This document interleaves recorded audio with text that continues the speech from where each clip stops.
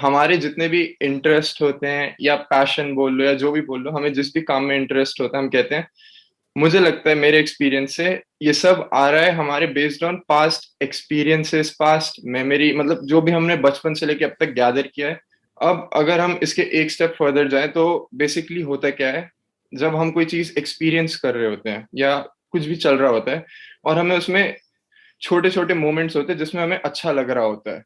For example मैं football खेलता हूँ, तो फुटबॉल के वक्त मुझे उस वक्त अच्छा लगता है जब कोई मेरे लिए तालियां बजा रहा है, उस वक्त अच्छा लगता है जब मेरे टीममेट्स मेरी हेल्प कर रहे हैं, मैं कोई गलती कर रहा हूँ, मतलब छोटे छोटे मोमेंट्स आ रहे हैं ऐसे। तो जब मैं फ्यूचर में याद करता हूँ कि मैंने फुटबॉल खेला था, फिर मैं सोचता हूँ हाँ मेरा इंटरेस्ट है उसमें, मुझे मजा आया था खेलने में। तो अब मैं सोच रहा हूँ अगर ये केस है कि हमारा जो इंटरेस्ट है या जो भी पैशन है ये बेस्ड ऑन हमारी पास्ट नॉलेज है, इसका मतलब हम अपना इंटरेस्ट किसी भी चीज में डेवलप कर सकते हैं। फॉर एग्जाम्पल जैसे कुछ लोग, मतलब मोस्ट ऑफ द लोग, मैं इंक्लूडेड, हमें पढ़ाई में इतना इंटरेस्ट नहीं होता। पढ़ाई भी क्या, मतलब 5 सब्जेक्ट है, 5 में से 4 सब्जेक्ट्स में इंटरेस्ट नहीं होगा, एक में होगा, तो हम उन 4 में भी इंटरेस्ट डेवलप कर सकते हैं अगर यही सिनेरियो है तो मैं जानना चाहता हूँ क्या मैं सही रास्ते पे चल रहा हूँ या मैं कुछ मिस आउट कर रहा हूँ, या फिर और कुछ डीप इस बारे में अगर आप बता सको। इसकी बहुत सारी लेयर्स हैं जिसको भी हम इंटरेस्ट बोलते हैं, पैशन बोलते हैं। और इसमें एक लेयर है जो आपकी बायोलॉजी है, दैट इज जो आपका जेनेटिक कोड है, जो आपका डीएनए है, उसमें कुछ ऑलरेडी फीडेड है। यानी कि जैसे फॉर एग्जांपल टेस्ट की बात करी जाए, तो कोई है जिसको कोई पर्टिकुलर तरह का फ्रूट अच्छा लगता है, किसी और को अच्छा नहीं लगता है, तो अब उसके पीछे क्या रीजन है? तो there are lot of things which are genetically coded in your system, जो आपके अंदर ही बॉडी में कोडेड है। फॉर एग्जाम्पल जैसी भी आपकी बॉडी है इस वक्त, वो अगर आप देखोगे तो काफी हद तक मिलती जुलती है आपके पेरेंट्स से, आपके ग्रैंड पेरेंट्स से, क्योंकि वहीं से वो सब जीन्स आ रहे हैं। तो इस चीज को हमको समझना होगा कि क्या है जो जेनेटिकली आ रहा है। जैसे आपकी फूड प्रेफरेंसेस हो गई, जो आपका बेसिक नेचर हो गया। जैसे कुछ लोग हैं जिनको बहुत ज्यादा एक्टिविटी पसंद है, कुछ है जो इंट्रिंसिकली लेजी होते हैं, जिनको बहुत ज्यादा एक्टिविटी पसंद नहीं है। तो कुछ चीजें हैं जो आपके कंट्रोल से बाहर है, तो उसको क्या करना पड़ता है? ऑब्जर्व करना पड़ता है। बड़े आराम से आप बैठ करके ऑब्जर्व कर सकते हो कि क्या है मेरा जो बेसिक नेचर है। इसको आप बेसिक नेचर भी बोल सकते हो। तो आप अपने बेसिक नेचर को ऑब्जर्व कर सकते हो। हर एक का बेसिक नेचर अलग होता है, आपका अलग है, मेरा अलग है। तो आपको अपने बेसिक नेचर को ही ऑब्जर्व करना होगा। हम्म। ऐसा नहीं है कोई और कर रहा है तो वो चीज आपके लिए अच्छी है। फॉर एग्जाम्पल कोई आदमी है, वो पहाड़ों में रहता है बचपन से ही, तो उसके लिए एक तरह का खाना बहुत अच्छा है, मान लो स्पाइसी फूड। बट क्योंकि आपकी फैमिली में आपके पेरेंट्स ने, आपके ग्रैंड पेरेंट्स ने कभी भी इतना स्पाइसी फूड नहीं खाया है, तो हो सकता है आप खाओगे तो आपके डाइजेशन के लेवल पे बहुत मेजर इश्यूज हो जाएंगे। हम्म। That is one. अब आ जाते हैं माइंड के लेवल पे। तो अब आपने क्या किया कि कुछ चीजें कर रहे हो, आपको पसंद है। जैसे आपने एग्जांपल दिया फुटबॉल का, कि भाई फुटबॉल आप खेलते हो, आपको अच्छा लगता है। जब आपके जो कोच है वो आपकी तारीफ कर रहे हैं, तब अच्छा हम्म। लगता है। लेकिन जब हम्म। इसका उल्टा होता है तो बुरा लगता है। Basically it is link to reward. But क्या फुटबॉल में ही खेलने में आपको उतना मजा आता है? ये क्वेश्चन अपने आप से पूछना है। किसी भी हम्म। और स्पोर्ट्स के कंपैरिजन में आपको ज्यादा मजा किस में आता है? तो आपको आंसर्स मिलने लग जाएंगे। कुछ है जो आप जितना मर्जी कर लो, उसमें मजा नहीं आता है। या ये कह लो, उस मजे को डेवलप करने के लिए अब इस एज में, जो अभी आपकी एज है, it will take hell lot of time. जैसे पर्सनली मुझे फुटबॉल पसंद नहीं है खेलना। देखना पसंद है, खेलना पसंद नहीं है। हम्म। बट मेरे को बैडमिंटन बहुत पसंद है। उसके अलावा वॉलीबॉल खेलना बहुत पसंद है। उसके अलावा क्रिकेट बहुत पसंद है। और इंडोर की बात करी जाए तो चेस पसंद है। तो कुछ चीजें हैं जो मुझे अच्छा लगता है, कुछ है जो नहीं लगता है। अब जो नहीं लगता है उसको डेवलप किया जा सकता है, but that is a long and tedious process.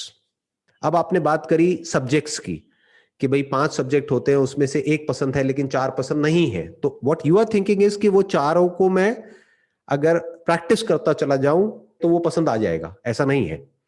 Better ये है कि पहले हम समझें कि हमारा पर्सनैलिटी टाइप क्या है, हमारा जो बॉडी का कंपोजिशन है वो क्या है, हमारे जो प्रेफरेंसेस हैं वो क्या है, उसको हम समझे, फिर उसके हिसाब से एक्ट करें।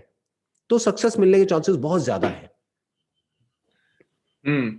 पर सर प्रेफरेंसेस ना, अभी तक मैंने कोई ऐसी प्रेफरेंस नहीं ढूंढी जिस जो मेरी बेसिक नेचर की हो। जितनी भी आई है सब मेमोरी से आई है, तो वो चेंज हो जाती है कुछ टाइम बाद। ये बेसिक नेचर वाली प्रेफरेंस कहाँ से ढूंढे? जो बेसिक नेचर वाली जो चीजें हैं ना, जैसे जो आपको पसंद है, फॉर एग्जांपल आपने कहा कि भाई ये 5 सब्जेक्ट्स हैं, उसमें से एक सब्जेक्ट मेरे को पसंद है। वो एक सब्जेक्ट क्या है? Physical education. फिजिकल एजुकेशन आपको पसंद है, प्लस फुटबॉल भी उससे कनेक्ट हो रहा है, प्लस आपको देख के भी पता लग रहा है कि आप अपनी फिटनेस को मेंटेन करने की कोशिश कर रहे हो, हम्म। मतलब you are passionate about fitness. तो एक ब्रॉड कैटेगरी तो हमको मिल गई ना, hmm. That is physical education.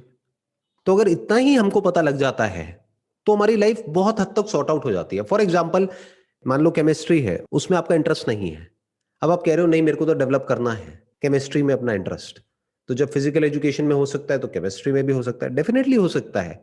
But better ये है कि जिसमें नेचुरली आपके अंदर से जो इंटरेस्ट आ रहा है, नेचुरली जिस तरफ आप इंक्लाइंड हो रहे हो, हम्म। उसी को तो पैशन कहेंगे। उसमें आगे बढ़ना बहुत आसान हो जाता है। तो पहला हम्म। स्टेप बड़े आसानी से आप क्रॉस कर सकते हो। फॉर एग्जाम्पल, मैं आपको सिंपल एग्जाम्पल देता हूं, आप समझ जाओगे।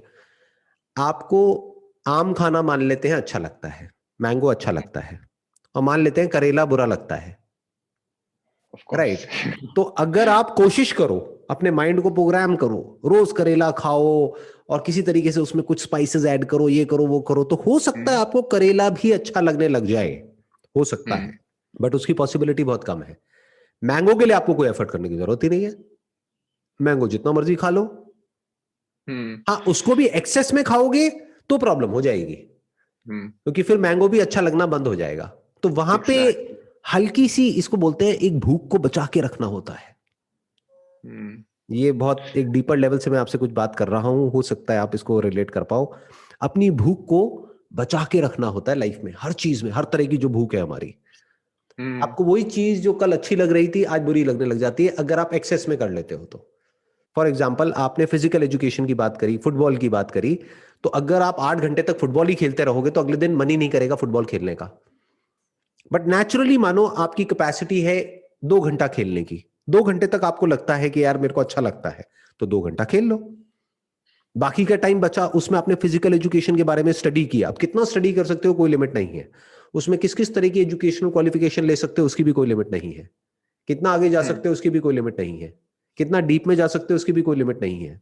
मुझे इसी चीज का कंफ्यूजन है कि ये मेरा बेसिक नेचर है या नहीं, क्योंकि मैं ना बचपन से मेरे पेरेंट्स मुझे हर दिन पार्क लेके गए हैं, वो हमेशा से बाहर गए हैं, वो बहुत इनकरेजिंग रहे हैं इस मामले में कि बाहर जाके खेलो, शाम को बाहर जाओ, घर पे मत रहो। तो मुझे लगता है कि मेरा इंटरेस्ट वहां से आया। ये मेरा बेसिक है या नहीं ये मैं श्योर नहीं हूँ, पर मैं इंक्वायर करूंगा इसके बारे में ज्यादा और देखता हूँ, मे एक बी मिनट, एक मिनट, एक शायद। मिनट, एक मिनट, एक मिनट, ध्यान से समझना।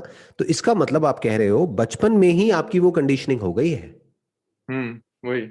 ये मेमोरी से नहीं आ रहा है, दोनों में पहले फर्क को समझो। एक है मेमोरी, मेमोरी मतलब थॉट, कि आप सोच सोच करके एक तरह का थिंकिंग पैटर्न डेवलप कर रहे हो।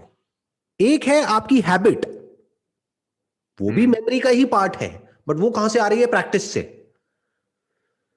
तो मेमोरी में दो तरह की चीजें हैं। एक है at the level of your thought, कि बेसिकली मैंने ऐसे काम करे जो मुझे हम्म। पसंद थे, वो करने के बाद भी कुछ टाइम बाद मैं उससे बोर हो गया, तो अब कोई ऐसे ही काम कर लेता हूं जो मुझे करने पसंद नहीं है, तो धीरे धीरे उसमें इंटरेस्ट आ जाएगा और फिर मैं उसमें आगे बढ़ जाऊंगा। तो ये सब मेमोरी से आ रहा है, ये सब क्या है? थॉट है।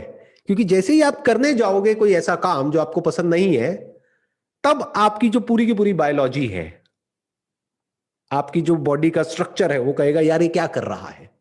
हम्म। बट जिसकी मैं बात कर रहा हूं, हैबिट, वो कहां से बनी है? बचपन में। तो आपने क्या कहा कि बचपन में मेरे जो पेरेंट्स हैं उन्होंने बहुत एनकरेज किया मेरे को बाहर जाने के लिए। तो बचपन की जो कंडीशनिंग होती है वो बहुत स्ट्रांग होती है, that is as strong as genetically जो आपकी कंडीशनिंग है।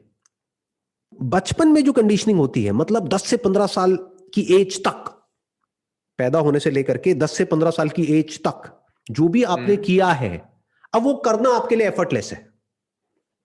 हम्म। तो उसी लाइन में अगर आप सोचोगे तो बहुत आगे जाओगे, उससे हट करके कुछ सोचोगे तो फंसने के चांसेस है।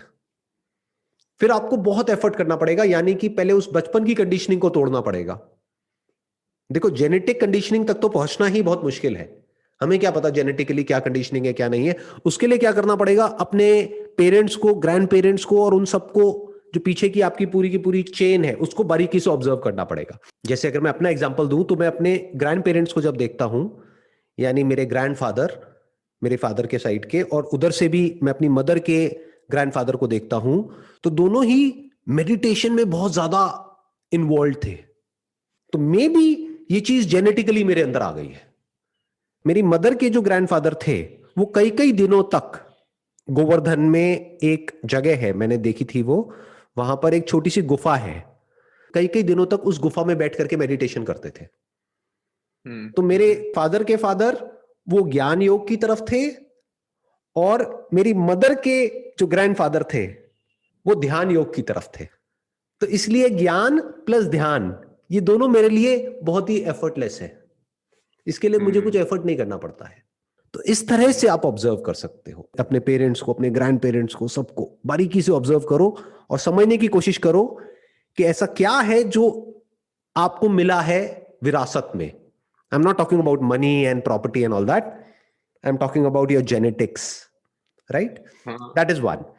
टू, बचपन से देखो आपकी क्या कंडीशनिंग हुई है। जैसे मेरे लिए भी जो आप बात बोल रहे हो उससे मैं बड़े आराम से रिलेट कर पा रहा हूं, क्योंकि बचपन से ही मेरा भी स्पोर्ट्स की तरफ बहुत ज्यादा इंक्लिनेशन रहा है।